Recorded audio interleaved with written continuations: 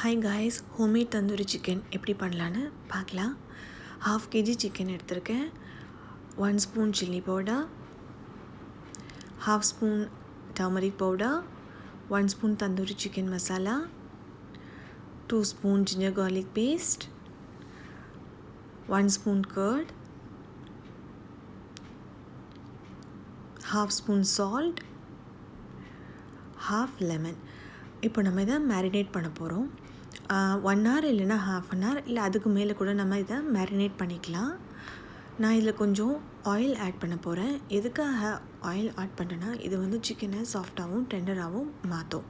அதனால நான் oil add பண்ணுறேன்.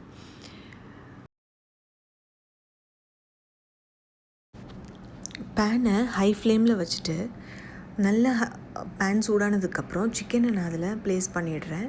நான் ரொம்ப கம்மியாக ஒரு 1/2 teaspoon ஆயில் தான் அதில் நான் போடுறேன். ஜஸ்ட் அது வந்து ஸ்டிக் ஆகாமல் இருக்கணுங்கிறதுக்காக.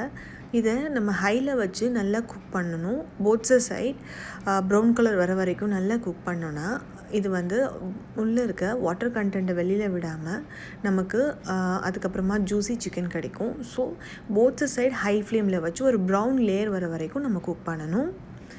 குக் பண்ணிட்டு இப்போ நம்ம வந்து இதில் கொஞ்சம் வாட்டர் ஆட் பண்ண போகிறேன். வாட்டர் வந்து 500 கிராம் சிக்கனுக்கு 30 ml ஆஃப் வாட்டர் நான் ஆட் பண்ண போகிறேன்.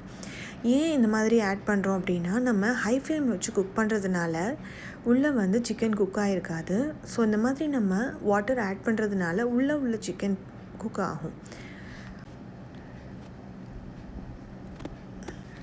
சிக்கனை எதுவுமே நான் அதை வந்து ஸ்டிர் பண்ண மாட்டேன். அப்படியே லிட்டை போட்டு 5 minutes நல்லா குக் பண்ண விட்டுருவேன். அப்புறம் 5 minutesக்கு அப்புறம் நம்ம லிட்டை ஓப்பன் பண்ணி பார்த்தோம் அப்படின்னா வாட்டர் ட்ரைன் ஆகிடும்.